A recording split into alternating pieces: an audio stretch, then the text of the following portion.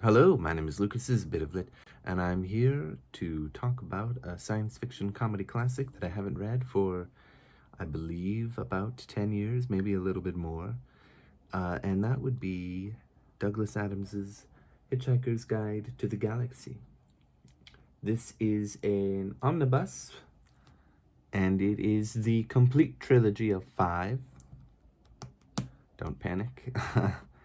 I only read the first one, which is The Hitchhiker's Guide to the Galaxy. I do plan to read the others.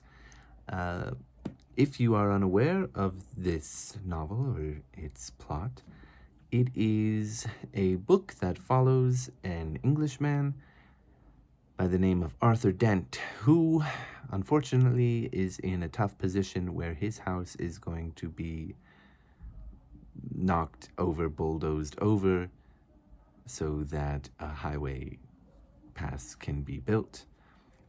However, unfortunately, even more unfortunately for Arthur Dent, the same can be said for Earth due to some bureaucratic decisions of the Vogons. Fortunately for Arthur Dent, he has a friend, Ford Prefect, who is actually an alien, and he is a hitchhiker working on a guide to the galaxy. The reason he's on Earth is because he got stranded there for 15 years on what was supposed to be a 1-week journey so that he could fill in information about Earth, which he deems to be mostly harmless. They are, Ford Prefect and Arthur Dent, they are picked up by the Vogons after they destroy Earth and are under threat of hearing Vogon poetry. Eventually, they get thrown out into space, take a big gulp of air, and 29 seconds later are picked up by a machine run by, by a ship run and stolen by Zaphod Beeblebrox, who is the president of the galaxy, who is mostly just a figurehead to keep people distracted from the real people in power. And he has a human that's helping him, Trillian, and a paranoid android by the name of Marvin, who is horribly depressed. I think this is actually supposed to be an image of Marvin. It looks like it, with eyes, kind of looks robotic.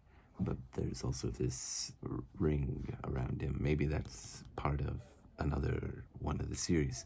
Marvin is the best part of the book by far. They go on a journey to a long dead planet and find out that there was actually a supercomputer called Deep Thought, which was created to find the answers to life, the universe, and everything. And the answer to that is, of course, as you probably know, 42. But unfortunately, 42 as an answer doesn't make a whole lot of sense.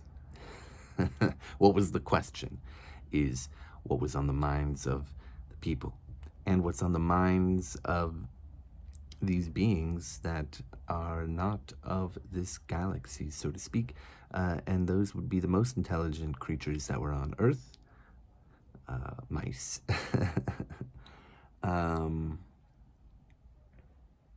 They wanted to know what the mice wanted to know what the question was that led to the answer 42.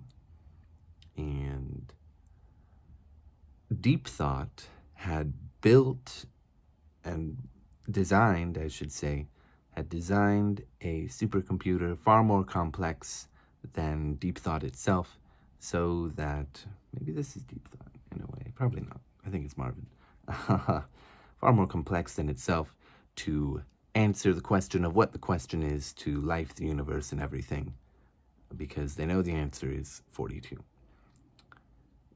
Unfortunately, that was Earth, and it was 5 minutes away from completing the program and getting to the point of knowing what the answer to the question of what the question is to life, the universe, and everything. And Arthur Dent is still alive. He's still around. He was part of that program, so the mice have some ideas about what to do. And they want to pay him for his brain, give him an electronic brain, to program him to be okay with that, and to give some basic responses so that they can try to derive the formula and all that from his brain. Arthur and his friends manage to escape, and they go to the restaurant at the end of the universe. That's the whole plot. Yeah, it's quite funny. I didn't really enjoy reading it again. I think because so many of the jokes are so ubiquitous in a sense, or just like through cultural osmosis, like constantly referenced in some manner. It is quite funny. I've never read the other four. I don't know how much of those have had the same impact as this one. I did enjoy it. I do like. My favorite part is definitely the Marvin, because he's so depressed, and the things that he says, man, are just so funny. He's definitely my favorite character. There are also some, funny asides about what's in Hitchhiker's Guide to the Galaxy, the company that created the paranoid androids. Some of the people there in the Hitchhiker's Guide to the Galaxy, it says that they'll be first in line to go to the wall when the revolution comes. But side note, there was sort of a time paradox in part of the Hitchhiker's Galactica Guide to the Galaxy, or I forgot the exact name, shows that they were the first to go to the wall when the revolution came, and I thought that was really funny. That's my favorite joke in here. Lots of other really common ones, like really famous ones, like a whale coming into existence and having a whole bunch of thoughts before it splats on the ground, and a petunia that thinks, oh, not again, which is really worrying in its own way. Yeah, it's just joke after joke after joke, and it's quite funny in that sense, but yeah, I'd already read it. I'd seen the movie a long time ago. Alan Rickman is amazing as Marvin, and yeah, the other people do a pretty good job.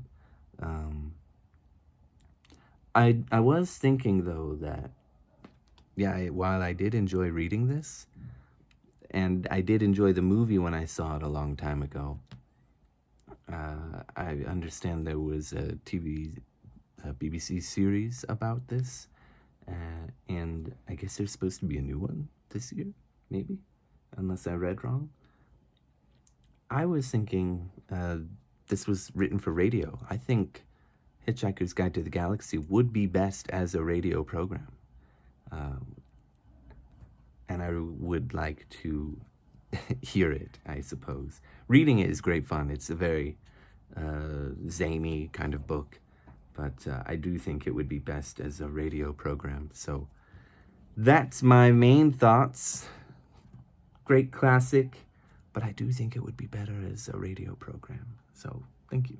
I'll get to the rest another time.